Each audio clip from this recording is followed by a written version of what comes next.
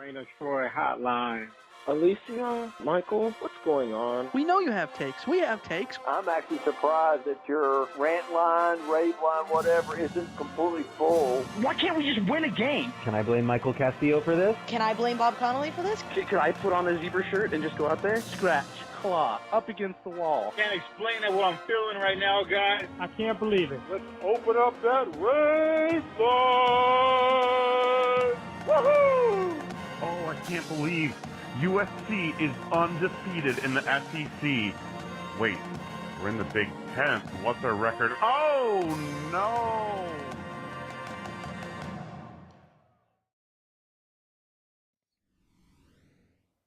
Hello, everybody. Welcome back to Rant Line Radio, episode 594, coming to you on Thursday, April 10th. We're going to talk about the latest in USC football, including catching up on some spring camp stuff. We haven't had a pod in a few weeks, and so we got a lot to catch up there. Is there a quarterback battle? I don't know. We're going to discuss that here on this episode and so much more. As always, you can follow us on social media at Reign of Troy. Email us, reignoftroy@fanside.com, and our phone number, 818-643-7227. Suck at What's Brewing Show. I'm your host, Michael Castillo, joined along with my co-host in the Rant Troy studio in Los Angeles, Alicia D'Artola. Hello, everybody. Hello. We're back. We are. We are back. A day later than normal. Things have been hectic. Hectic. We were out of town last week. We said we were going out of town. But the week before that was super hectic with day job stuff. Things are nuts. And then yesterday was super hectic with day job stuff. So, you know. Blame, as I told somebody who DM'd me to find out when we were going to podcast next.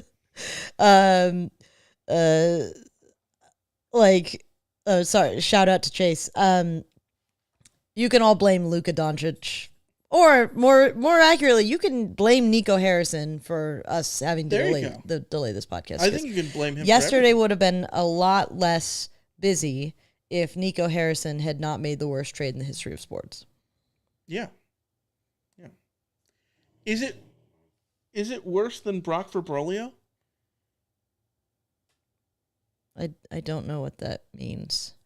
The Cubs traded Lou Brock when he was like very young for a pitcher named Ernie Brolio, who was just like a journeyman whatever guy. And Lou Brock ended up being a Hall of Famer, and Brolio did jack shit. I mean, that's pretty bad. Yeah, that's pretty bad. Yeah. I'm still gonna give it to Nico. Anthony Davis is better than Ernie Brolio. Yes, no question. But like, was Brock a foundational player who was like uber active in the community and wanted to retire a Cub and like was gonna cry when he came back to Chicago? I mean, he might have been. I mean, maybe. You never know. It was 1960, whatever it was. So, long time ago, super, super long time ago. Hold on, looking this up just because I'm curious now. Ernie Brolio, 3 years as a Cub, a 5.4 ERA. Not great, Bob. Yeah. Lou Brock, 16 years as a St. Louis Cardinal, and he set the MLB record for steals. So, yeah, Hall of Famer. Yeah. All right, let's get into the stuff at hand. Let's talk about USC football and the latest that's going on. I think we just have to just jump right into this. Talk about recruiting first before we get into spring camp stuff. Alicia, SC is absolutely smashing the recruiting right now. Absolutely sensational. Number one class in the country as of Thursday, the 2026 class, the number one class in the country by 71 points, according to 24/7 Sports Composite. SC has 10 plus more commits than everyone else. Is that how we're wording that? That's how we're wording that. USC has 22 commits in the class of 2026. Clemson, who's the next closest, has like 12. Yeah. So, yeah. There's a lot, like, Ohio State has less than 10. Yeah. Which, I mean, it is April, so having 22 commits in April doesn't really mean anything if you don't have 22 commits in December. If half of them decommit, you still got 11. Yeah, you're still doing okay. Yeah. And I think that's, we're going to go through some of these commits, but I do think that the interesting thing here is from a recruiting philosophy standpoint, clearly USC is trying to put a fence around Southern California again. And that's great. But I think this class is proving, at least for now, obviously when the time comes at the end of the recruiting cycle, how many of these guys will actually sign. But for now, this class is proving that USC can have their cake and eat it too. Yeah. They can really focus in heavily on recruiting California while also picking up a bunch of, strong prospects from Texas and Ohio and Georgia. And, it's not like USC's class is exclusively California. It is just more focused around California. Yeah, let's run through these players really quick, sort of rapid fire. 4-star defensive lineman Jamian Winfield from Richardson, Texas, just outside of Dallas. 22 tackles for loss, 8.5 sacks last year as a junior in high school, which is pretty good. Yeah, he's 6'4", 290. Good size. Greg Biggins projects him to be a high major defensive lineman with NFL potential. He's got the size. He's got the pass rushing ability, the disruptiveness. It's a really, really big pickup for USC and one of many pickups that we're going to be talking about right now that are very clear that Eric Henderson is doing work. Dog work, maybe. What was that commercial when we were kids? He's got the look. Yes. I know. Yes. He oh gosh. She's got the look. Was it makeup? I don't know. No, I have in my head like a Just for Men kind of maybe man with graying hair who's looking the epitome of the look old enough to know what you're doing but young enough to be able to do it thing. I don't know. Yeah. How about 4-star running back Deshaun Rideau from Oaks Christian? He ran a 10.42 in the 100-meter as a freshman. It's pretty quick. Yeah, as a freshman, he wasn't able to run track last season because of an injury, so we don't really have updated numbers on him, but being able to run a 10.42 at presumably 14 years old is pretty damn good. So he is a home run threat, according to Greg Biggins of 24/7, and that is what you want to see from your running back. 5'10", 195, not related to Daryl Rideau, which spelled differently. Yeah. So bummer there, but still a really good local prospect that USC, gives attention. Mm-hmm. I believe I just saw a tweet that he's at practice today. And for the record, for everybody, we're recording on this on Thursday before USC practices. So if stuff happens, then stuff happens. But yeah, good pickup. Yeah, how about 4-star defensive lineman Tomohini Tupoi from Mater Dei? SC's allowed to recruit Mater Dei? Yeah, this is definitely one I'm just going to stick with Tom Tom. There you go. The nickname, but not only from Mater Dei, but he was an Oregon guy, and I think this is the statement commit of the whole group. Keeping him along, keeping him committed, getting him signed will be the biggest statement USC can make. But this is a gem of a player that not only did USC add to their class, but they took him from Oregon's class. This is the kind of thing that Oregon has been doing to USC over the last few years. And it's really important that USC is able to reestablish itself among the Mater Dei crew, because it's been not great for a little bit here, and there have been some big talents that have come out of Mater Dei, especially in the trenches. So getting a 6'3", 320-pound, classic space-eating nose tackle, I mean... We love a space eater. Yes, and maybe this will... So the thing is, USC has brought in some big dudes from the transfer portal. USC is adding a lot of size on the defensive line, but I'm just sitting here thinking, the last space-eating nose tackle, like true nose tackle that USC had that could be relied upon regularly was what? Antoine Woods? Stevie T, yeah. But again, we're still talking. Homegrown, it's Antoine Woods, yeah. Yeah, but we're still talking like many years now since Right. USC's had a nose tackle. And that's what Tom looks like. He looks like one of those anchors in the middle that USC hasn't had. Big, like enormous get at every level. So if Leonard Williams is Big Cat, Tomcat? does he become Tomcat? I like it. We're going to pretend that Tomcat doesn't have an ulterior meaning. We're just going to ignore that part. Yeah. How about 3-star offensive tackle Vlad Diakonov? I'm going with Diakonov. Sure. From Folsom. Mostly because I think of like the Dyatlov pass. So Bad Diakonov. story. Rough story, yeah. You got a theory on that? I believe the people who did the study using the Frozen Disney movie and like snow creation engine that it was an avalanche. That's what I think too. And that the bizarre behavior of the people who got out of the tent was hypothermia, because you do weird shit when you are hypothermic. Yes. Okay. Diakonov from Folsom, 6'6", 275. Folsom sounds familiar. It should. That's where the Lions bunch is from, Folsom. Also Johnny Cash at one point, I think. Greg Biggins said, when you look at his size, growth potential, toughness, and mobility, he definitely has an NFL upside to him and has the talent to play for any school in the country. It sounds good.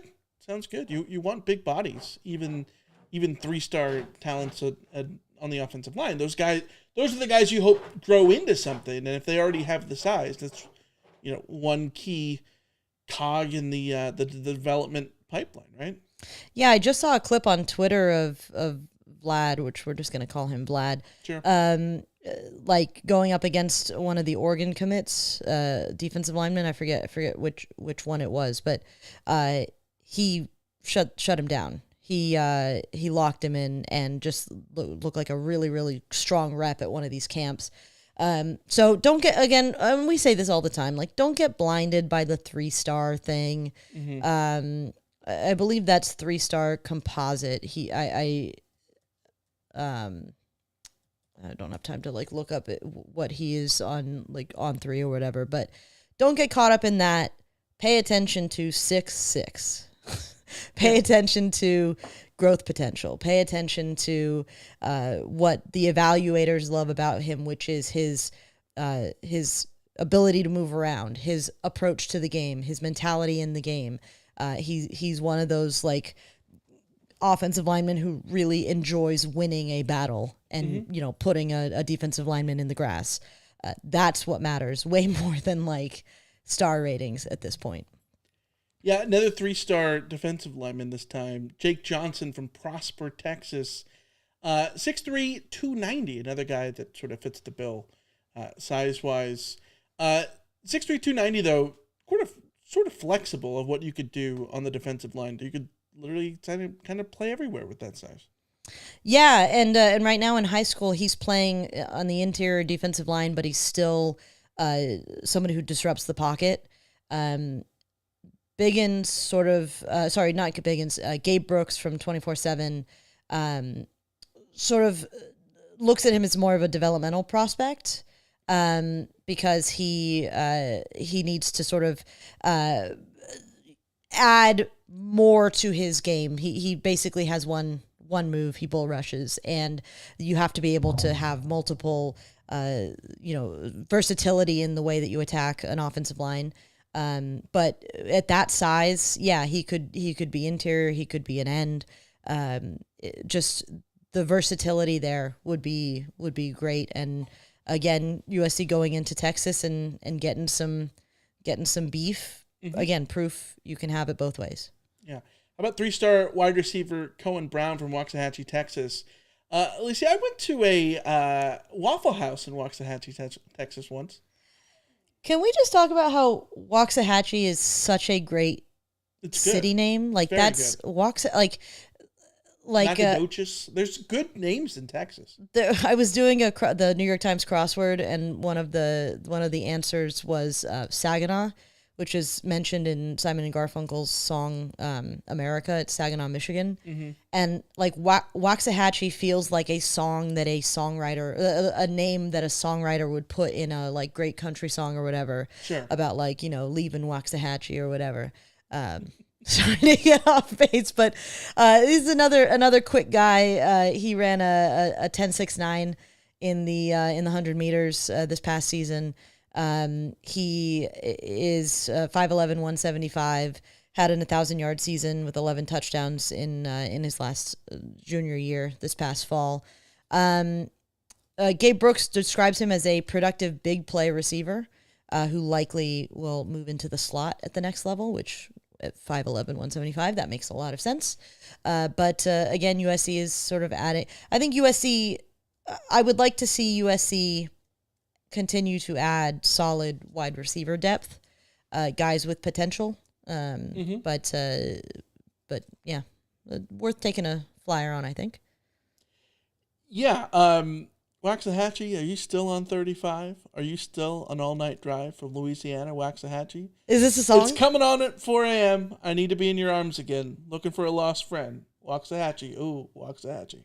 Incredible. Yes. I need you to send that to me on Spotify. Can you guess the artist? I have zero. Would I know the artist? You know that I'm pretty. You know one of them. Like Dolly Parton. I don't know. No, but like you're in the right sort of ballpark. What's that? Famous ex-husband. I don't know. Nothing's coming to mind. Miranda Lambert. Oh, really? Yeah.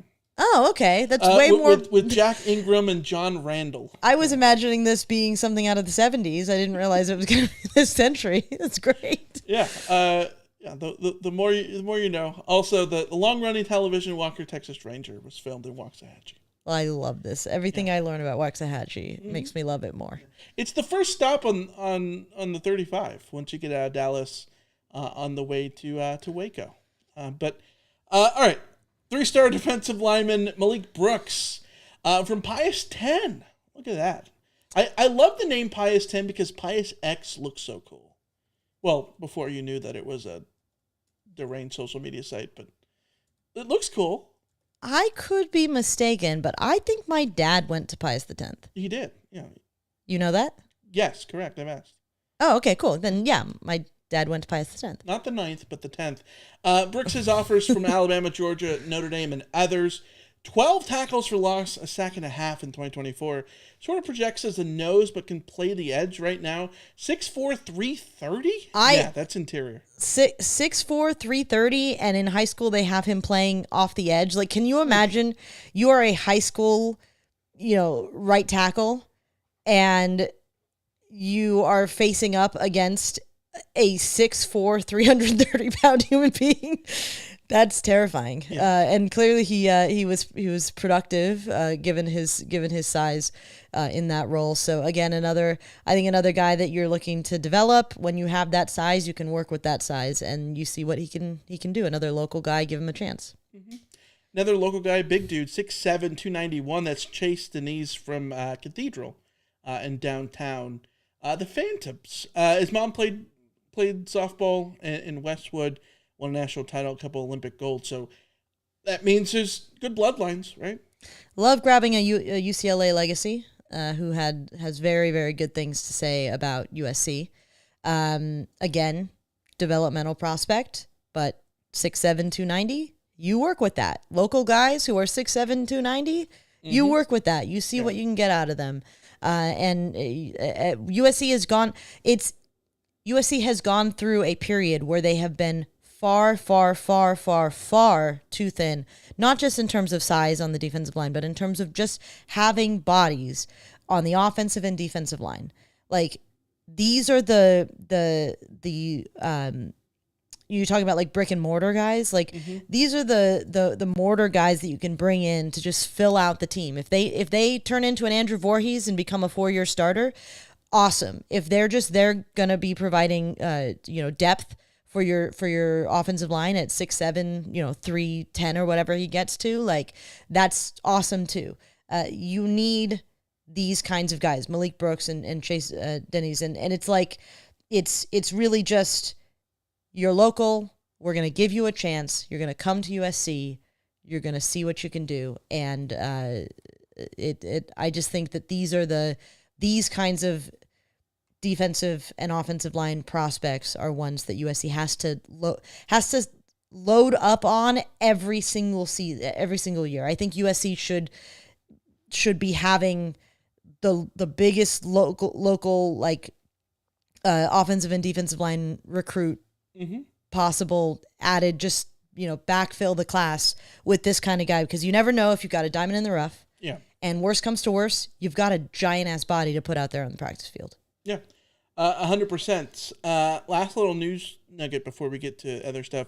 USC hires Connor McQuistion as the director of football analytics. Previously worked at Pro Football Focus, the Cardinals, presumably Arizona, and NFL's Next Gen Stats. Lincoln Riley says he'll be more involved in personnel, roster management, and recruiting. SC sort of already had analytics guys for game and opponent studies and stuff like that. Yeah, so I think we got a question, I forget if it was on Discord or somewhere else, about USC hiring, or maybe it was on Twitter, USC hiring Connor McQuiston, and whether or not that would mean that USC was going to, have better game management or time management, or, all of those things that people complain about and that we've talked about, that maybe USC should bring in a game management coach, or have an assistant coach who's responsible for, running that kind of thing. Mm-hmm. And the answer here is that this is not what that role is. Yeah. This role is very much analytics directed towards the roster, towards personnel. This is a personnel guy. This is a guy who is probably going to be exploring.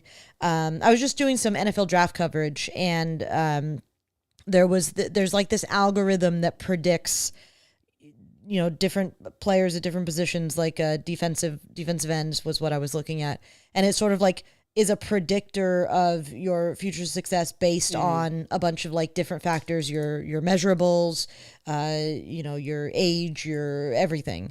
And my guess would be that this is going to be more like what Connor McQuiston brings to the table in terms of analyzing high school guys, analyzing transfer portal guys, and trying to find ways to predict success via analytics, which is great. Yeah. I mean, kind of like the Deepatesta of Moneyball. Yes. In the sense of like, obviously it's not a 1-for-1, but like sort of like looking for the football version of WAR. Yes. For recruits and all of that. We'll see if SC can get a Shea Hillenbrand somewhere. All right. Before we move on, we got a super chat. Hey. From Samuel. I'm sorry, I don't remember where Samuel is now. Is he back in? Is it North Carolina?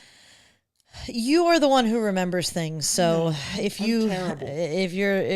certainly not the one who will have retained this information. Well, thank you, Mr. Samuel.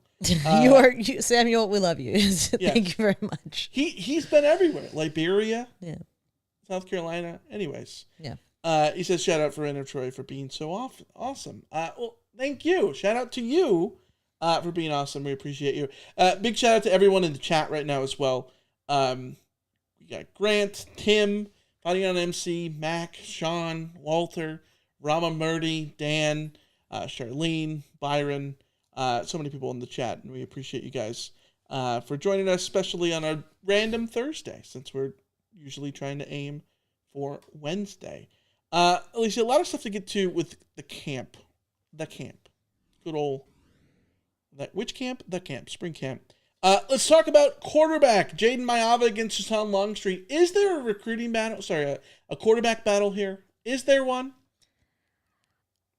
Okay, if you want to think there is one, there is evidence for that, which is that sure. Lincoln Riley said that Hassan Longstreet is further ahead than most freshmen at this time.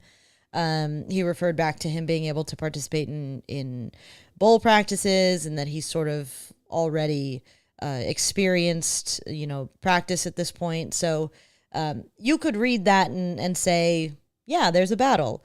But I still personally will not believe there's a battle until given way, way, way more evidence of that. Jaden Mayava is the runaway favorite at this point, and he would have to fumble pretty hard to let Hassan Longstreet, get in front of him. Having said that, I was reading something from Antonio Morales on The Athletic, and I thought he made a really interesting observation about, trying not to read too much into what Lincoln Riley says about Hassan Longstreet, because, coaches say nice things about players all the time, and then those players don't amount to anything. His point was that Lincoln Riley talks about Hassan Longstreet in a different way than he talked about Malachi Nelson. So I want to read this part from Antonio Morales. He said, Nelson was limited by a shoulder injury when he arrived as an early enrollee, but it felt like Riley always spoke about the progress that Nelson needed to make. Nelson lasted just 1 year at USC. It's still only a few practices in, but Riley's tone when speaking about Longstreet is quite different. I think that's interesting from the perspective of, you and I had noted now way too many years back. It's crazy that it's literally 10 years ago. It's 10 years ago that when USC... I've got the quote. You ready? Okay, so it was Ricky Long and Sam Darnold. Ricky Town. Ricky Town. It's been that long. It's been that long, yeah. You ready for the quote? Ready for the quote. And Sam Darnold just blew us away. Yeah. Oh, yeah. I forgot we had that on the soundboard.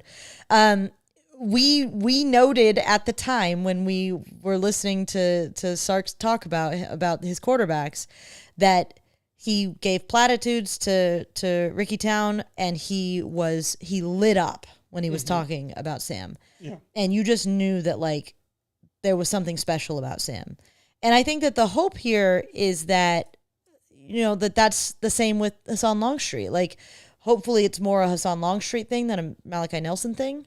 Yeah. It might be a Malachi Nelson thing at a certain point, but the idea that, like, Riley is really excited and enthusiastic about this new quarterback is great. I still think that the best case scenario for everyone is that Longstreet doesn't need to play right away.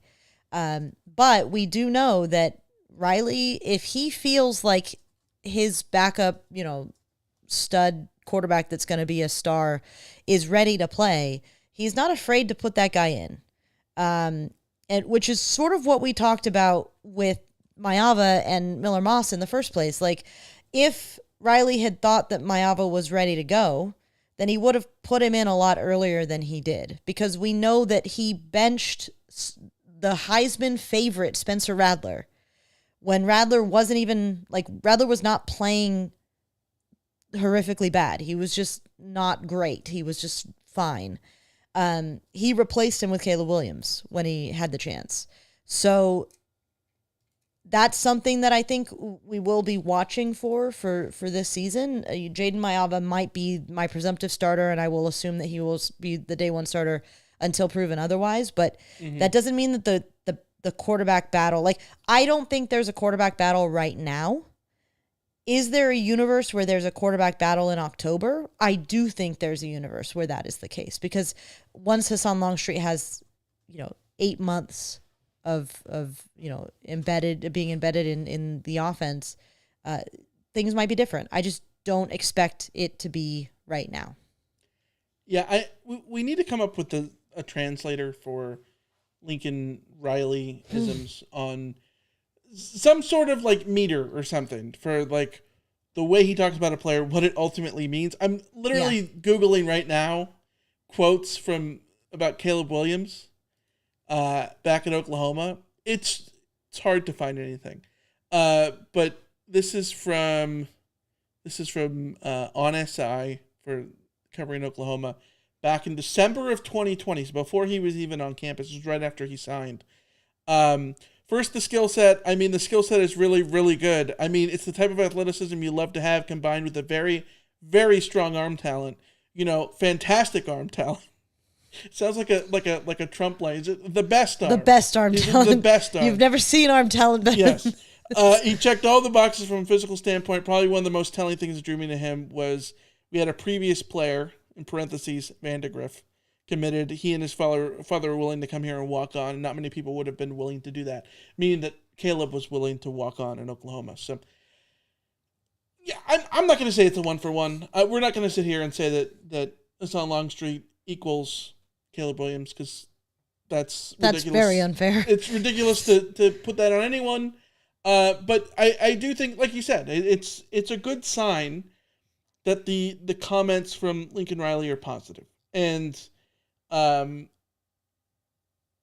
you and I think we talked about it after the SRS Distribution Las Vegas Bowl, that if SC had another quarterback other than Jaden Mayava, and if it was someone who at least challenged Jaden Mayava to get better in all those things, the Trojans would probably be better for it. And here you go. If this means that, Hassan Longstreet is really good as a true freshman and wins the job, cool.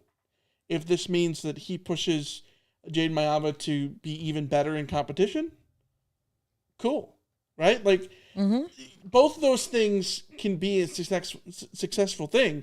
Either way, I think, I have both talked about it.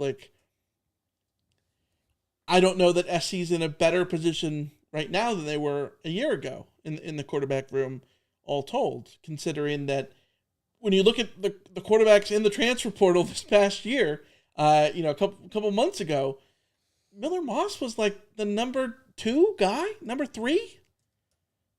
Mm-hmm.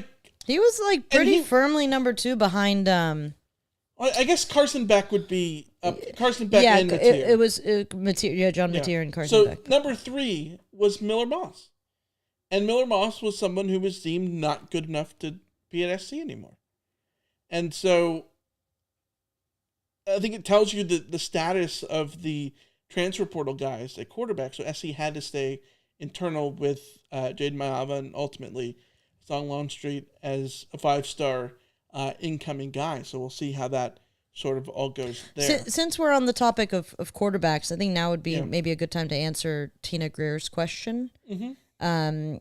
Am I in the minority that I don't want Nico if he enters the portal? Nico Imaliva. Am I saying that right? Nico, yeah. Nico. So here's the problem. I sometimes in my head will pronounce a player's name in the way that I need to spell it, because 99% of the time when I'm interacting with Nico content is because I am writing about it and I need to spell it. Sure. So with Nico, it's Nico Imaliva because that's how you spell it. I don't know if that's actually... It feels wrong. I haven't heard somebody say it. I think it's Yamalieva, right? Looking at it, Yamalieva. What? Either way, Tina, no, I don't think that you are in the minority. My issue with the transfer portal quarterback situation is that nobody was truly inspiring. Carson Beck wasn't super inspiring. Nico coming in and having to learn the offense in the span of 3 months and be ready to go. I don't know. He's a bright talent, but the circumstances around bringing him in, I don't think it would work out for USC. I would honestly rather hedge my bets with Jaden Mayava knowing he's been in the system for over a year, or the fallback option of Hassan Longstreet, than spend the kind of money it would take to get Nico. For those who don't know, Nico is there's speculation about him leaving in the transfer portal because he's currently in negotiations with Tennessee over a new NIL deal. This On3 article is incredible. Just if you had showed that to any of us 10 years ago, 5 years ago, we would have said, what? In active contract negotiations ahead of 2025 season. Wild. Yeah. It could just be posturing. I'm gonna say it is posturing. I highly, highly doubt that he will actually enter the portal, but it's entirely possible. One thing we know for a fact, given the conversation we just had about USC's recruiting class, is that USC is throwing their weight around in terms of money. USC is not afraid to throw money around to get players, or to make sure that players that they're competitive against other schools at an equal, at least. I don't think USC has so much money to light on fire that they could outbid Tennessee. That's sort of how I feel on that. So, we'll see how that all comes to be for SC as of now. Of course, Jaden Mayava and Sean Longstreet. We'll see how that all comes to be as the quarterback battle, if you want to call it that, continues throughout spring and then eventually fall camp as well. Let's talk about the offensive line, the guys in front of those dudes. The media saw the lineup on Tuesday. Elijah Page at left tackle, DJ Wingfield at left guard, Jayonre Reed at center, Alani Noah right guard, and Jonah Tawanu at right tackle. Backup center, Killian O'Connor, who's no longer a Walker. He's got a scholarship, good for him. Had an injury scare, but should be back as well. Yeah, so that starting five, I think depending on my guess, based on the practices that I've seen in my past, that Jonah T was probably with the first team that day because they're swapping off. So Tobias Raymond and Jonah T are competing for the right tackle spot. Riley even said that it feels like they have two starters there between the two of them, that he called Tobias Raymond, one of the best offensive linemen on the team. So to me, it sounds increasingly, and we've talked about this many times, that, and I would say this is like an ideal for any offensive line, that you have a starting six, which is to say you have your five that start, but you have a sixth guy who you can rely on if you need to, rest somebody or switch things up or, change. Somebody goes down with an injury, all of that kind of stuff. You're Bruce Bowen. Yes. I'm going to pretend like I get that reference. Wasn't he like the NBA Sixth Man of the Year for like several years running? Oh, see, when I think of Bruce Bowen, I just think of dirty fouls. So it's sort of not, doesn't apply. Bruce Bowen is a blast from the past that brings up great feelings of ire in me. So that's wild that you added him. Sorry, all defensive team never won Sixth Man of the Year. Ignore me. I don't know what I'm talking about. No, but who was the guy that was on the Clippers who was like the perennial Sixth Man of the Year? Sam Cassell? No, it was This is. It was like cheating because he was a sixth man, but he like wasn't. Wasn't Odom one of those guys? Odom had to have been sixth man of the year at some point. Okay. Anyways, not to get you off track.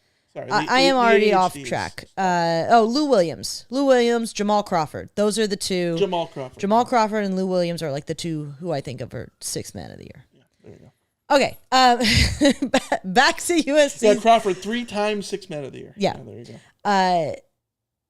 Back to USC's offensive line. So the way I see it is we have 4 positions that I think we can reasonably assume that these are locked in.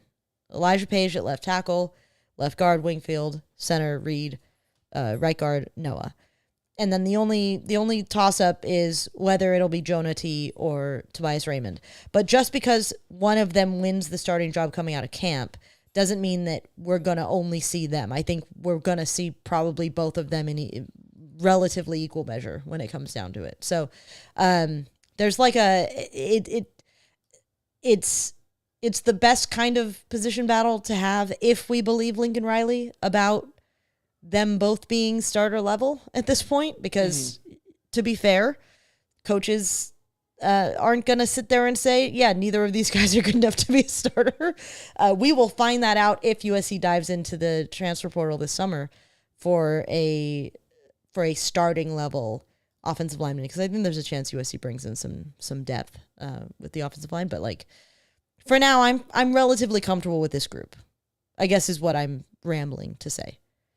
Yeah, getting John Ray Reed I thought was big for SC because he comes over from Syracuse. We know that we had talked about it before on the pod. Like people in Syracuse were bummed. Yeah, bummed that he was gonna stay an extra year in college and not stay with the Orange. The Orange had a really good season last year. I think they won 9 or 10 games. Mm-hmm. Won the Holiday Bowl, I think.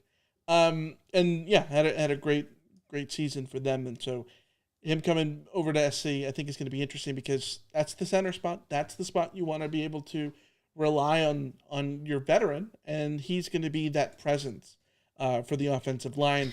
They did indeed win the DirecTV Holiday Bowl. Yes, that's right.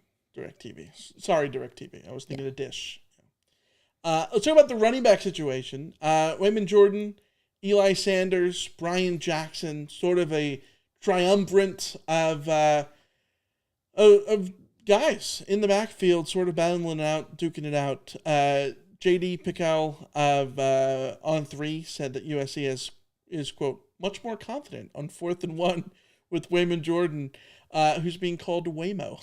Lincoln Riley called him Waymo, and I absolutely love this. I love it. Does that mean that he's automated?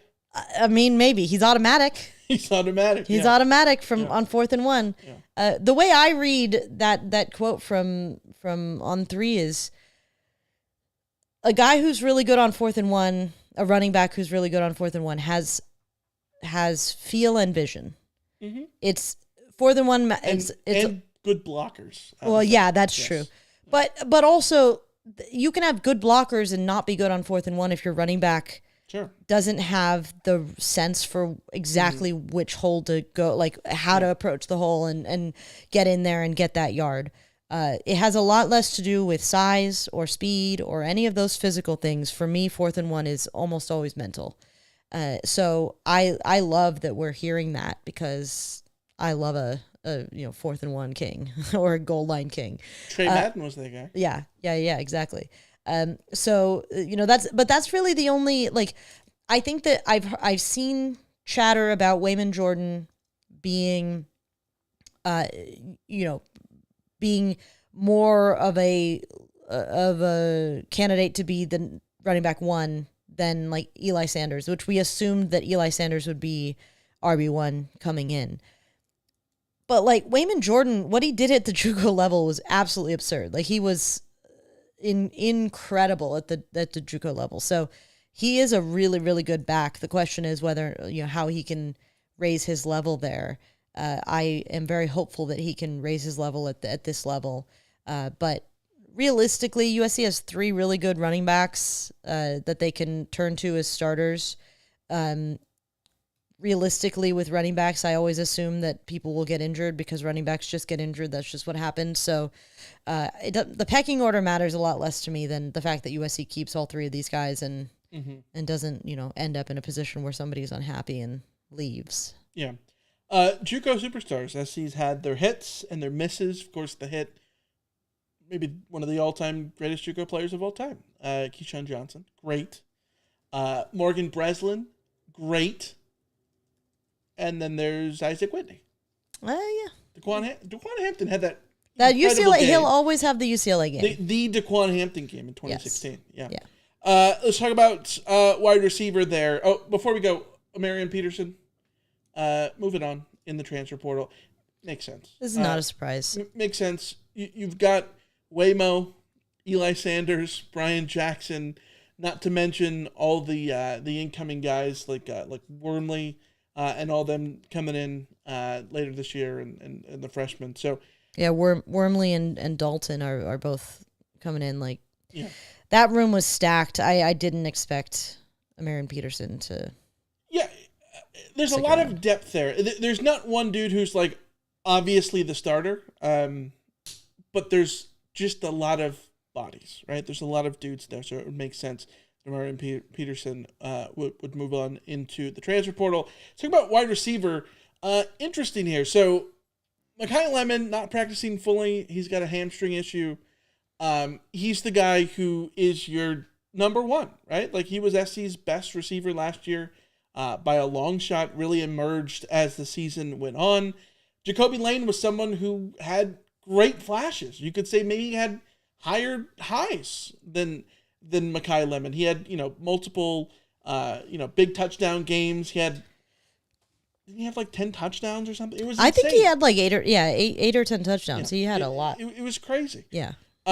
But if those guys are 1 and 2, you still need a 3. You still need a 4. And that battle is between Prince Strong, the Boise State transfer, Jay Fair. 12 touchdowns. Jacoby Lane had 12 touchdowns last year. Shocking, right? Yeah. Like 4 short of remember, we talked about how is USC going to replace how is USC going to replace Brendan Rice, who was like the touchdown king, and like Jacoby Lane in a season that wasn't exactly prolific for Jacoby Lane. Yeah. Has 12 touchdowns. Yeah. It was prolific in terms of scoring. Yeah. Someone you want on your fantasy team. Prince Strong comes over from Boise State. Jay Fair, of course, came over last year from Auburn. And then there's Xavier Jordan, Corey Sims, and Jaden Richardson. Richardson, the Tufts guy, back at SC for another year. What's your thought on how that's going to go for the spots behind Lemon and Lane? Yeah, I think this is the most intriguing. This is one where like I wish we had access to practice. I wish we had more ability to see the actual pecking order. Mm-hmm. My assumption for now will be that Prince Strong is number 3.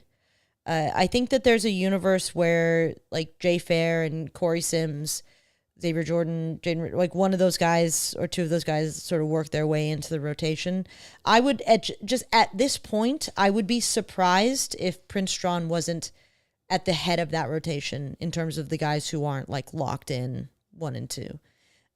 One thing I'm very curious about though is that we heard last year that one of the things that annoyed or frustrated the receivers was like there was too much rotation was the accusation that we heard, and that players felt that they couldn't really get into a rhythm and that there was almost like too many mouths to feed. So part of me wonders like, and I don't know it's tough to do this with wide receivers, but I am very curious about how often Mekhi Lemon or Jacoby Lane will come off the field. I'm very curious if Prince Strong is that third guy. Will we only see Jay Fair or whoever else is there if they go into a 4 wide receiver set? Like, I think it would be very interesting if USC just sort of rolled with 3 guys,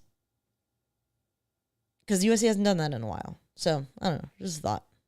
Yes, you just don't want it to be, 2005 all over again. Well, you would like it. You would love for it to be 2005 all over again. But I'm saying where like you have your even 2011, right? Like you have your top 2 guys that are going to get 90% of the targets at receiver, and then you have your McFoy or your Bryce Butler, Brandon Carswell behind those guys who are just going to sort of pick up the scraps that the All-Americans in front of them don't get. What you really want, like, I think that the prototypical, if USC could sign up for this right now, they would, situation, and I realize what I am saying when I make this comparison. Mm-hmm.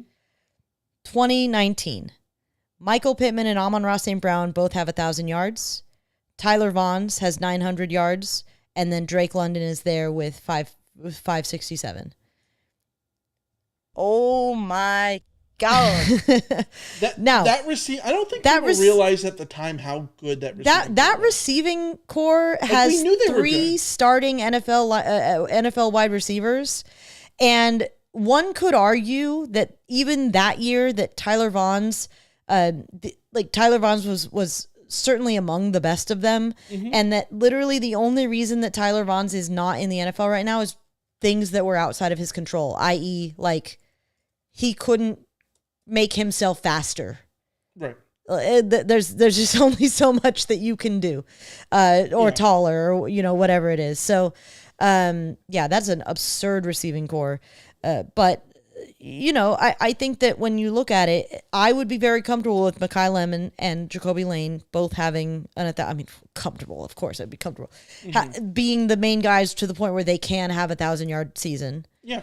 But then you have like third guy is somewhere between 700 and 900 yards or whatever, and instead of having like 8 guys who have triple digit receiving yards, look for more like 4 guys who have triple digit receiving yards. Yeah. Yeah, we'll wide receivers. I mean, we'll see how that goes. I'm very curious.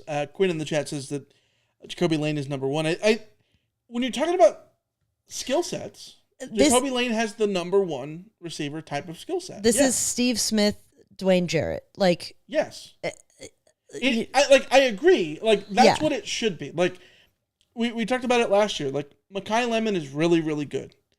Mekhi Lemon would be an incredible, solid, great number 2 wide receiver on a national championship contending team. You know what I mean? Yeah. Like, Robert Woods, incredible wide receiver. You can make the argument he's the greatest USC wide receiver of all time. You can make that argument. Yeah.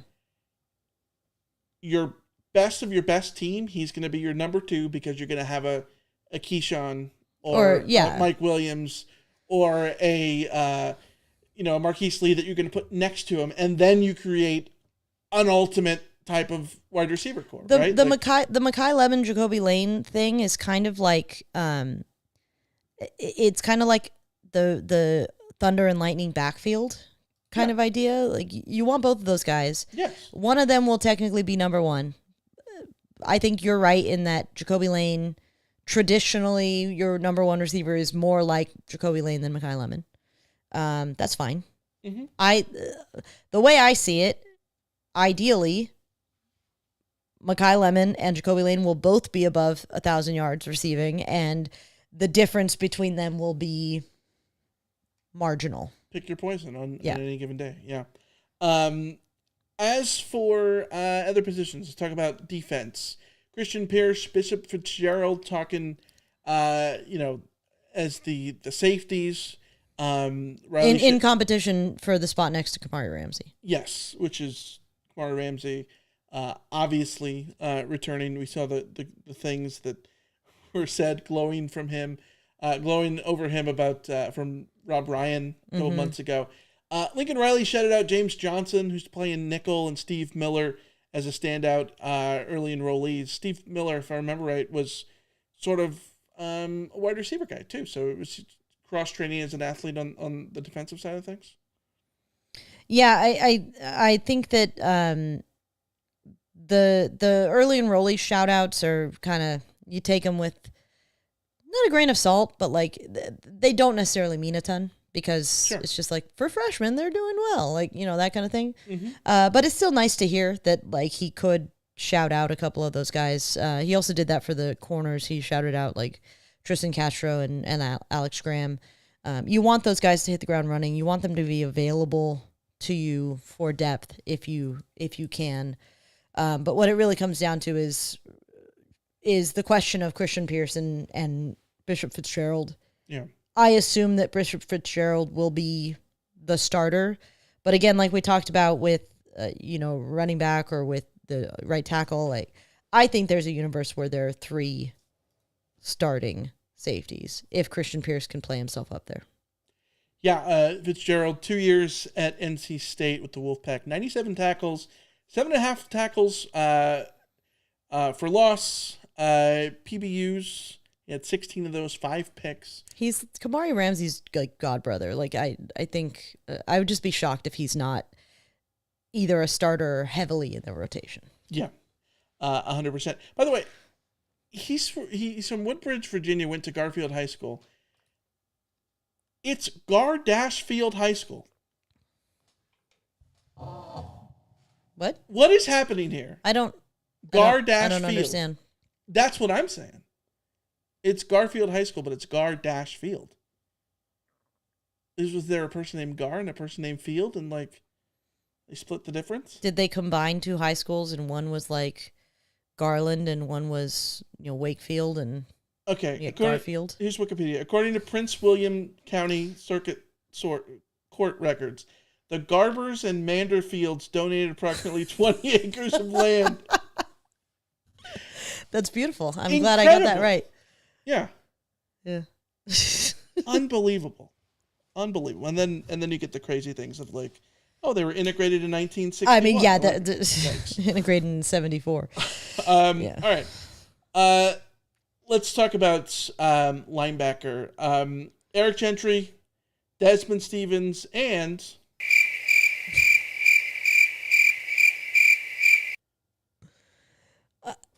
What do you got? I think it's very telling that Lincoln Riley told the media, like they were talking about the transfer portal, the window coming up. And Lincoln Riley just straight up said, "Yeah, linebacker. We're probably gonna have to look at linebacker. We're very thin there." I got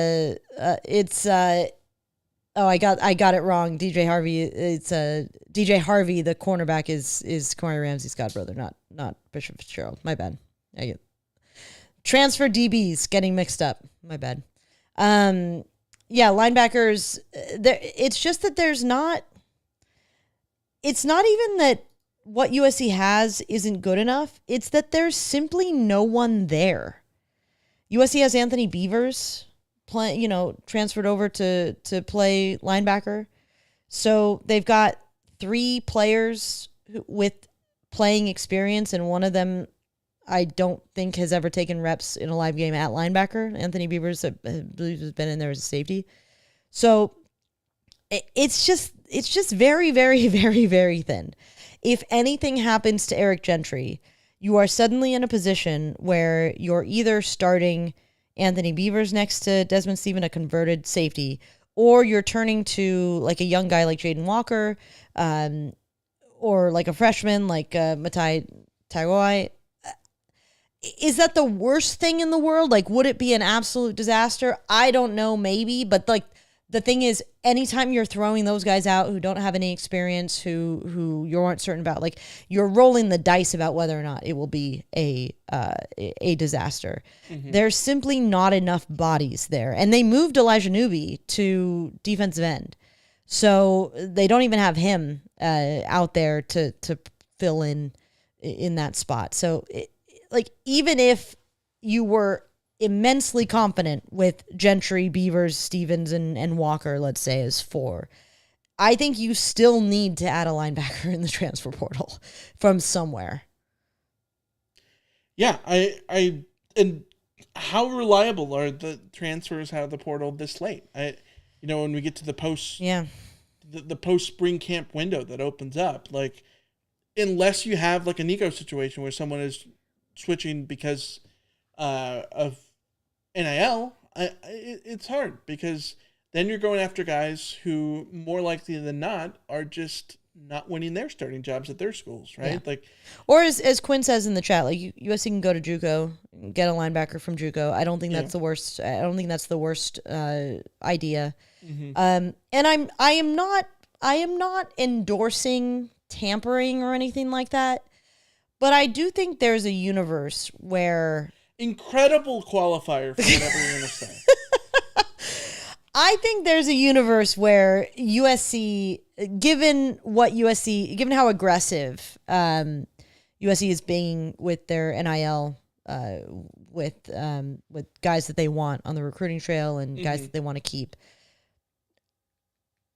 I think there's a universe where perhaps in the background, totally legal and not tampering, of course, where you're able to identify a linebacker of high caliber, starting caliber at another school, who would like an opportunity to play at a school like USC, and back channeling is a thing.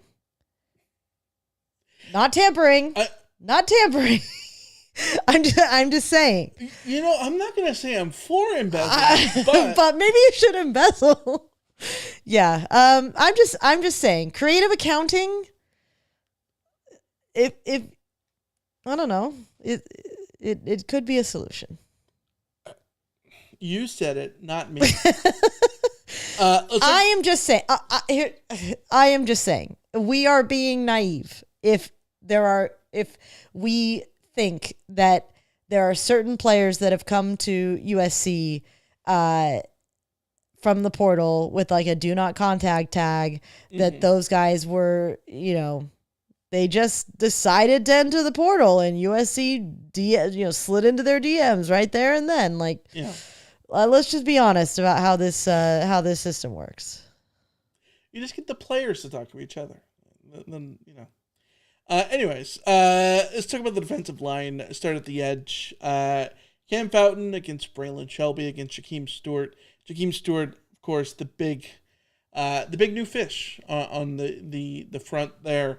Anthony Lucas isn't practicing yet. Elijah Newby has moved to edge as well. Your thoughts on the edge guys? Yeah, I mean, I really like Cam Fountain. I think that I would pencil him in opposite Anthony Lucas. I will feel better about Anthony Lucas when he's fully healthy and practicing and ready to go, because that foot or ankle, I think it was a foot injury that was dogging him. Maybe it was an ankle. Really just took the wind out of his sails. But there was a lot of foundational stuff that he was doing early last season. I don't think he had the explosive pass rushing that USC needed. Nobody at USC could get home, so that's another issue. But what he was doing in terms of like the thankless tasks of being an edge was really, really strong. So it's a shame that he didn't get to like finish out the season and maybe show a little bit more like pass rushing explosiveness, have that pay off a little bit more. But with, an injury that just feels like it's lingering, it just makes me nervous. Yeah. Jakeem Stewart, here's what I'll say about Jakeem Stewart. I think that there is no universe where we do not see Jakeem Stewart immediately playing. Like, Jakeem Stewart is going to see the field. They're going to find a way to put him on the field. That's every indication, every signal from everybody at USC is pointing in the direction of Jakeem Stewart is a day one player. Whether he's a day one starter, I don't know. But day one, you will see him in game one. You will see a lot of him in game one. If for no other reason than, there was a lot of NIL promised, right? Like, if you want to look at the most cynical of views of it, like, he's going to play because he's got to play. But more so, he's absolutely a big talent on the defensive line. Best talent that SC's gotten on the defensive line since Corey Foreman, which big interception against UCLA. One UCLA game. Biggest talent since Leonard Williams. That better to say? I think Jakeem Stewart is. I think if anybody has the opportunity to be the biggest talent since Leonard Williams, Jakeem Stewart is up there with the most likely. All right, let's get to the defensive line. Rest of it. Lincoln Riley highlighted Floyd Picard and Jakeem Stewart as the standouts sort of internally. Jakeem Stewart has been working in the interior and the edge, like we just mentioned. Keyshawn Silver isn't practicing yet because he needed a little cleanup on his knee. Can I just say, nothing gives me the heebie-jeebs like arthroscopic surgery. Like the thought of it. Yeah. Oh, you just got to go clean that out. Like, what does that mean? Just put in a needle and just drain the thing? Like, no, not for me. This is why I can't watch The Pit. Everyone's talking about The Pit. Everyone's raving about The Pit. Yeah. I may need to give it a chance, but I also have a million other things I'm supposed to be watching. So, Walter makes a good point in the chat that the pass rush will benefit from having the size on the just having size on the inside and more of a anchor point on the inside.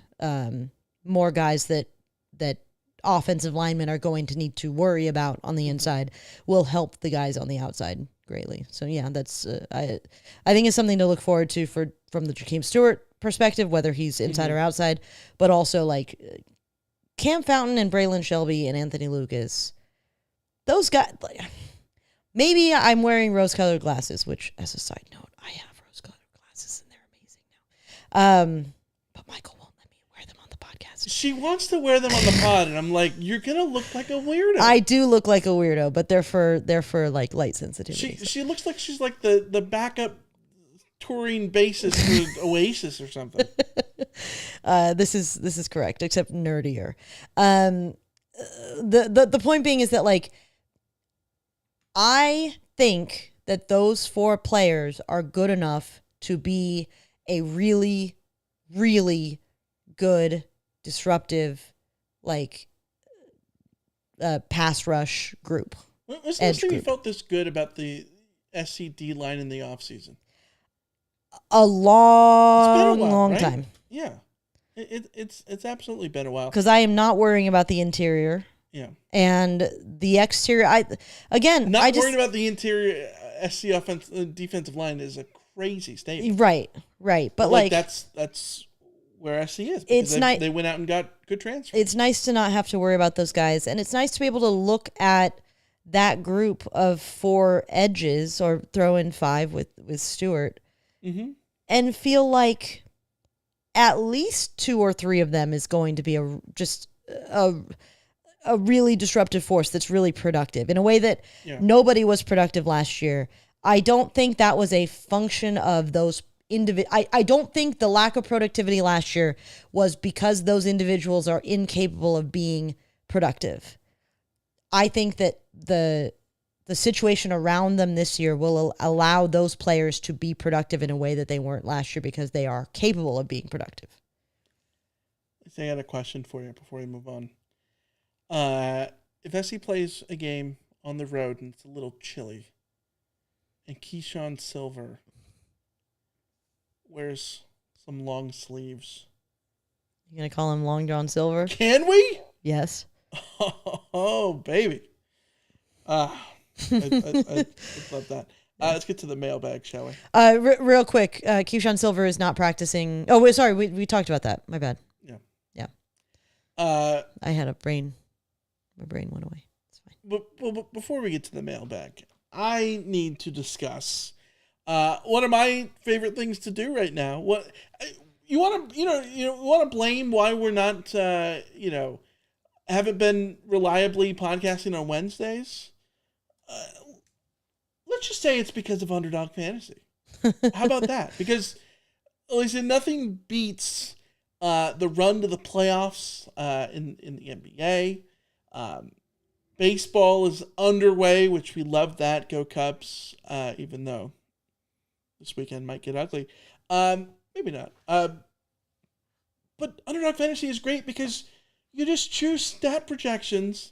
You go higher or lower on stats like points, assists, rebounds, RBIs, fantasy points, home runs, whatever it is. Underdog has all of your favorite leagues, teams, and stars to choose from for as little as $1. You can play for as little as $1 and get it. And if you get everything right, going up to 1,000 times your money to turn $1 into 1,000 by just having your hoops knowledge, your baseball knowledge. Millions of fans have already won billions making plays in Underdog.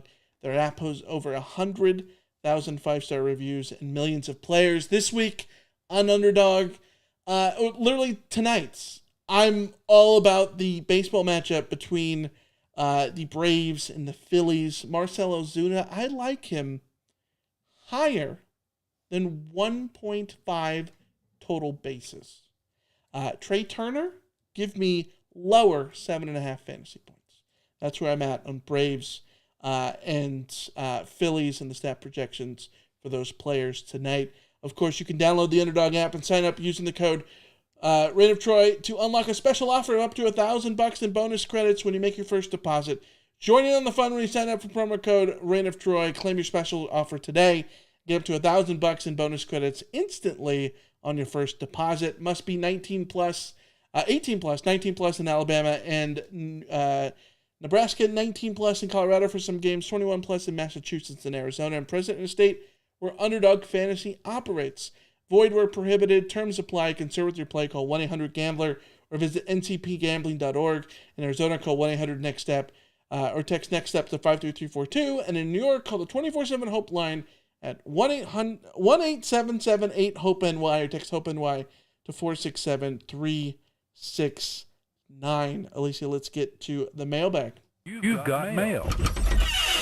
All right, we got to start with a review that we got on Apple Podcasts from Finon74. I need some therapy now. 5 stars with Juju out of the tournament.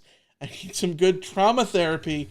I'm beside myself and not sure what to do. The women's team was all I had to look forward to in my entire life at the moment, and that is gone. This was, of course, written a few weeks ago. We may beat Kansas State, but there's no way to beat UConn now. Lisa, we didn't talk about the women's stuff. Well, because... first we have to thank Fight on 74 for the 5-star review. Yes. And we need to apologize because they needed therapy and we abandoned them for 2 weeks. Unbelievable. Unbelievable. Yeah, We're very sorry. we let Fight on 74 just, not get their therapy. West Texas Mike says, I thought this was supposed to be a Wednesday show and we're on Thursday. We're just dropping the ball left and right. Yeah. Either way, SC did not drop the ball. It was an injury to Juju Watkins that ultimately cost him. Yeah, USC did not beat UConn, but UConn demolished everybody on their way to the national title. Mm-hmm. And USC played them tightest. USC was the only one that went into the fourth quarter with even a slightest chance of potentially winning that game. So big ups to everybody everybody on the team, the coaching staff, everybody. I think just it was so admirable what they did after Juju went down, because that's real tough. But they stepped up and they gave it their all, and they gave UConn their best shot.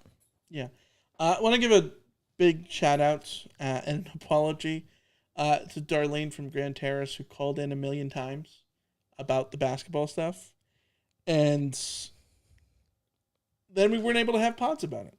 Yeah. So there's this, which I'll just play a little snippet of it because 2.5 minutes, and I don't know that we have 2.5 minutes at the ready. Just 1 second, but here's this. Game next morning. Hold on. Hey, Rena Troy, Darlene from Grand Terrace. Okay, use this call. I'm done re-recording you. Sorry. Anyways, again, post-game next morning, finding out that Juju is done for the year, torn ACL, just like everyone feared. Really a bummer. I think she was the one that allowed you to think that this team's going to the Final Four, championship aspirations, all those things. So it's really a bummer. Really feel for her and the players that came to play with her, like especially Kiki and TVO wanting to win a championship. Yeah, you feel for the people who came to play with Juju, and I think that leads us now to sort of mention the awkwardness about this upcoming season. Yeah, so there are a lot of people who no longer want to play with Juju. They want to play with Juju. They don't want to play. They don't want to play at USC without Juju. Yeah. Avery Howell, Kylie Heckel, Dominic Darius, and Aaliyah Gales are all in the portal. Avery Howell has already committed to Washington, which that makes sense. But USC is losing a lot of, especially Howell and Heckel. Like, there was a lot of potential there. Those freshmen really stepped up for USC later in the season. Bright futures, and you could start dreaming of what that group would do as they sort of got older and developed. It sucks to see them, leave, but at the same time, you understand why. USC has, regardless of what's going on with Juju, which we don't know if she will be available to play next season. We don't know. We'll find out. But either way, with Juju, USC has the number one player in the country, Jazzy Davidson, coming. They still have Kennedy Smith. They still have a bunch of players who are really, really good and are probably more of the reason that these other ladies transferred than abandoning ship. Yeah. I think there are transfers that are abandoning ship, and there are transfers that are seeking greater opportunities, like more opportunities. Yeah. And I think that's what these are. These are players who want to go be more of a central, more of a guaranteed starter, more of a mainstay on a team. And realistically, whether or not Juju is able to play this coming year, Jazzy Davidson is going to be that girl, So I get it. It sucks, but I get it. Yeah. Brutal. We'll see how Juju goes with her recovery process. Paige Beckers was out forever. On the flip side, Kyle Schwarber came back in 6 months. the hell of a player in the World Series. So you never know with the ACLs. I think all signs point to probably not playing this next season. And it's also a good. Rama Murdy brought up in the chat. UCLA lost their entire freshman class in the portal. This is the thing about the portal, and this applies to football, basketball, everything. It's just chaos, but for everyone you lose into it. There will be other teams have lost into it that will then come your way. I have a weird comparison. Two people are going to get this. You and I play FIFA, EAFC, whatever. We do SBCs. I see where you're going with this. Think about an 83 by 10 SBC, right? You're getting rid of a team of the week. You're getting rid of a bunch of 83s just to open a pack of 83 by 10. You know what I mean? You're just rolling the dice.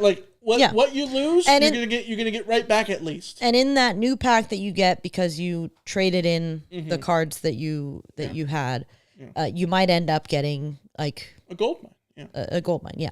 You might also get nothing, but you don't get. There will always be opportunities to bring somebody else in. Yes, absolutely. We got a call from the 405 area code, which I looked up is Oklahoma. One of the greatest calls I think we've ever gotten.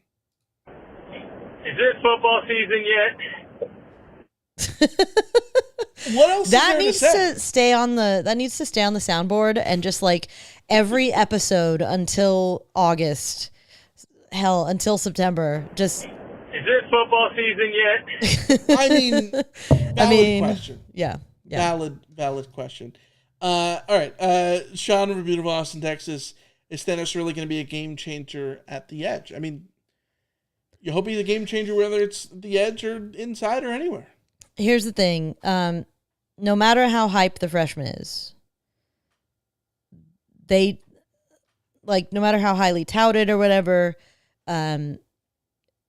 you don't hear people talking about the importance of that player at this stage unless they're really, really that guy.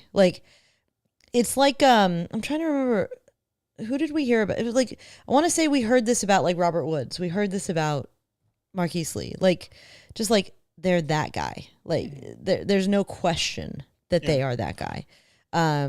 And that seems to be the way everyone. Sua, yes. Yeah. That seems to be the way that people are talking about Thanos. Does that mean that he will be an instant, star, freshman All-American, all of that kind of stuff? We don't know. He could get out there and the speed of the game is too much for him and he needs time to settle in. But what I do know is that he will be given an opportunity to prove that he can be a game changer at the edge. Can I be honest? Or inside, wherever he ends up. I'm not going to call him Thanos. I'm going to call him Thanos because Jakeem Stewart is too many syllables. Jakeem Stewart sounds like a badass name. It's just too many syllables. Jakeem Stewart's good. It rolls off the tongue. I don't think it does. Does it not? It doesn't. I think it does. I like it. We got a question from Mari that says, which 2026 commit excites you the most? Which potential 2026 are you anticipating the most? I'll give you one for excites me the most. Is Deshaun Riddell. And it's not just because of his name being the speed. Awesome. Speed, as little man would say. It's for me. It's Tom. I think that USC has brought in some great wide receivers. USC has brought in great corners. USC has brought in great quarterbacks and tight ends and all this kind of stuff. But I'm really invested in USC having a space eating nose tackle that's just there. You know what I need? We need to create the drop. But if it's not us, then I need I need SC's game entertainment people to do it. Every time that Tom Tom gets a sack, the Tom Tom, like do the like someone banging on the drums. toms. Yeah. Like maybe even like the wipeout, because wipeout is on toms. Is it? Yeah.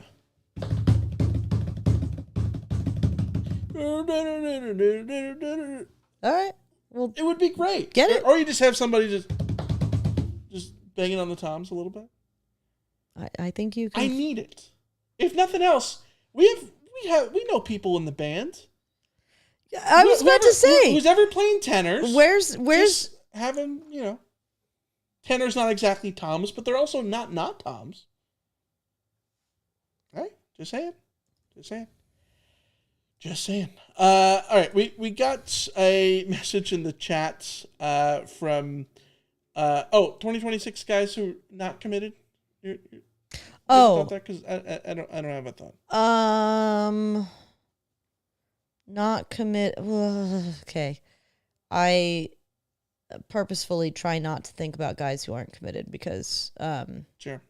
Is it a cop out just to say like maybe Ryder Lyons? Even though he's not committed and maybe he will never be committed.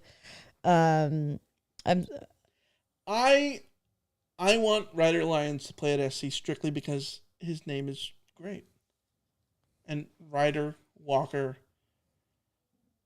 we assume that they have a brother named Coaster. Speaking of positions that USC hasn't had a great player at for a long time, and I really just want them to like get there. And again, I'm just gonna say somebody who might not do USC might not get Talanoa Ely, who is currently being projected to Oregon, which sucks. But if USC could steal another dude from Oregon, love a dude named Talanoa. USC has had really good success there. What is it with the name Talanoa and the state of Oregon? Yeah, Talanoa Hufanga, of course, famously from Corvallis. Mm-hmm. Well, this Talanoa is from Kahuku, Hawaii, and yeah. All right, let's get to a message we got from Chase in the chat. Missed you guys. Have been binging a bunch of Kings podcasts. Made me wonder, would you guys ever do an LA Kings podcast? Maybe just for the playoffs which we're about to start. First of all, I got a lot of thoughts on this. Our thoughts go out to Jesse Cohen, over at the Kingsmen, all the Kingsmen podcast. Cancer sucks, and I have been falling out of recurring listening to podcasts in the last year or so, and it's been very bad. But I caught up on All the King's Men a few weeks ago, and it was like a big punch in the gut to hear about Jesse, but Jesse fighting through, as he should. And so thoughts go out to him and his family. I would love to do a Kings podcast. Here's the issue. This season might be the Kings season that I have paid attention the least in a long time, which is not good. And it doesn't help that, like, yes, the Kings look really good right now, but like you look at the standings and it's like, what does it matter? Like, they're just going to play Edmonton again. And then all the PTSD comes back. Every single time. But when it comes to, like, I've thought about, like, the doing a Kings podcast because, like, we have always come up with like, they say that, like, you know, imitation's the best form of flattery and whatever. And, like, I always think that, like, the basis for this podcast is a conglomeration of is that a word? Yeah. Of a bunch of different podcasts. The first podcast I ever listened to was the Cubs podcast I listened to 18 years ago. Bricks and Ivy Radio. That's where we got the idea for the Rant Line. They had a Rant Line. And I love that pod, listened to it religiously, got involved in their message board. Like, it was the first podcast I ever listened to. I literally have episodes saved in my Apple Music from 2007, which is crazy. But I can still go back and listen to them talk about, Rich Hill and Matt Martin or whatever. But then another one was All the King's Men, because I love listening during the cup runs and how like Jesse and his friends and the Royal Half and Pumpernickel and all those guys would literally stand outside of a car and talk about the game during the playoff runs. And I loved that. And that was one of the basis for us doing a CarCast. And like, this works. This is a cool concept. Like, let's try to do something similar to that and make it a spin on what we could do. And then I've always thought about it, like, what if we did, strictly from a format perspective and like a schedule perspective, what would it look like if we did Reign of Kings? Good name, by the way. It's pretty good. Reign of Cups. I don't know. Whatever. If it was a hockey podcast, what are we doing a CarCast every night? I don't think so. I think like that's okay. Now you're getting into like dream games. Now you're getting into like dream territory, because I have long felt that my dream would be to Liverpool pod. No, like just to do podcast full time. Like, well, yes. Like to have a series of podcasts. Yeah, do Reign of Liverpool or Reign of Scouse or whatever. Reign of Reign of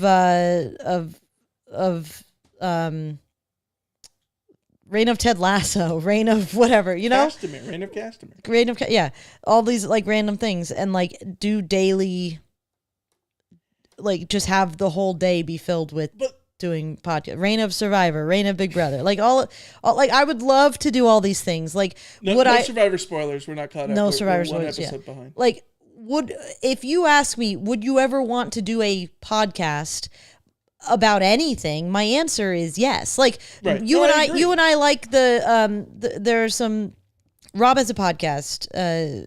Basically, would be my dream too. Where they cover all of these reality TV shows and all this kind of stuff, but then like Puya and Liana have like a lounge where they just just like talk about stuff. Like they're just a couple who just talks about stuff, and like I could talk to you about stuff for an hour. Right. Very easy. Like I think that would be really fun. Yeah. Do I think other people would want to listen to that?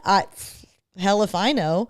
At least some people want to listen to it, because some people tune into the show and listen to us. Well, we could talk about how we got boxes from my dad, and there's like this bug that looks like a pincher bug type thing, and I think it came out of one of the boxes, and it scurried away, and I don't know where it is, but I think it's in our guest bathroom, and it's driving me terrified, and I'm scared now to go in there.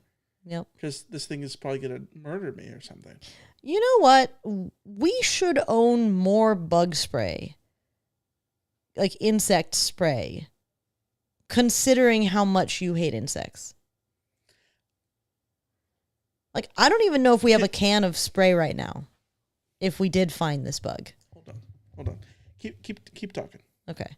The long and short of it, though, is that I don't really follow the Kings. I don't really follow hockey. I love playoff hockey. So I think there's a universe. I just started listening to Katie Nolan's podcast. I think it's called The Casuals. Oh, Michael found the Raid. That's the only thing of Raid, though. Like, we need more of these things. So, okay. Can we talk about this can really quick?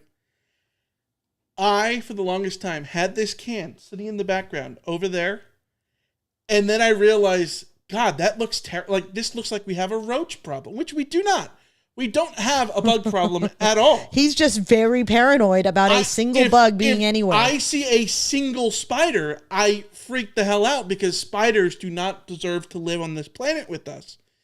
And so I have the Raid just in case there's literally anything. And then I was like, people are going to see that. They're going to think that, like, we're like dirty people. Well, we are, but that's beside the point. I don't know.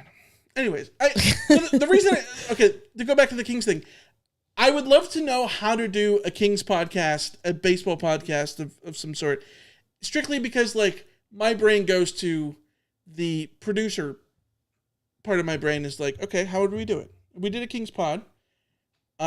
realistically, like I'm saying, we did a Kings.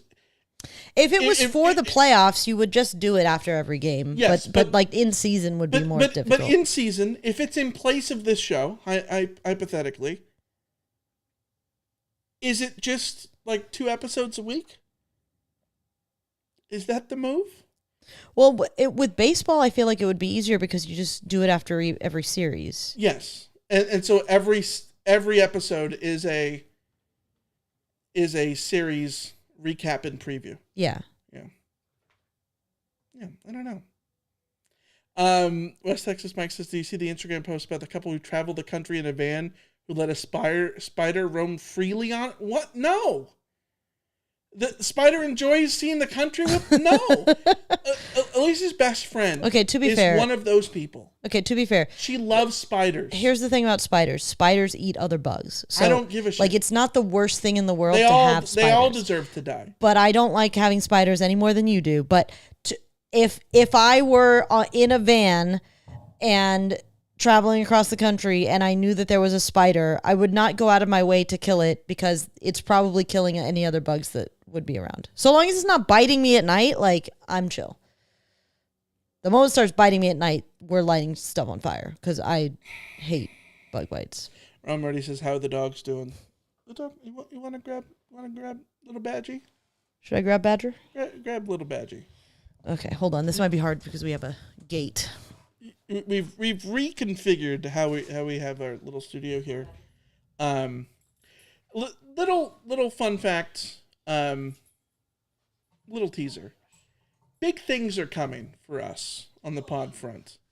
And with that, there is a very good chance that Dog Cam returns. And I say Dog Cam because it won't be Jesse Cam. Yeah, it'll have to be Jesse and Badger Dog Cam. Do you guys remember the last time I picked him up and put him over here? But by the way, he graduated from having to lay in a box next to me to being able to lay outside. So we're very happy for you. But, like, look at how much bigger he is. Like, he's sitting on my lap right now. He's a big dude. He's a lanky little teenage guy. So do you have any thoughts on spring camp, Badger? Yeah, Badger, what do you think of spring camp? Oh. Okay. What do you think of grass? Yum. Yeah, he loves grass. What do you think of the park? Jesse, just eat grass like it's going out of style. It's weird. Okay, so we gave the update that he's not an Australian Shepherd, right? Yeah. Okay. If we hadn't done the DNA test, I still would have been saying by this point that he is not an Australian Shepherd, because this dog, and I'm gonna regret this because it's just gonna come back to bite me. He's so chill, like he just wants to sleep. He just wants to sleep at all times. Like, he's mad at me right now because I am not letting him sleep. I woke him up and he would like to lay his head down and go back to sleep. Except for the 20 minutes a day in which he's he's a madman. He does zoomies for 20 minutes a day. That's it. And barks. Well, and he barks at things. Yeah, that's our big problem. Is he gets scared of things, or he wants attention and he barks. All right. We've rambled long enough. Yeah. We will be back next week. Wednesday. We'll be back Wednesday. Talk more USC football and everything else. So until then, we will see ya. See ya. See ya.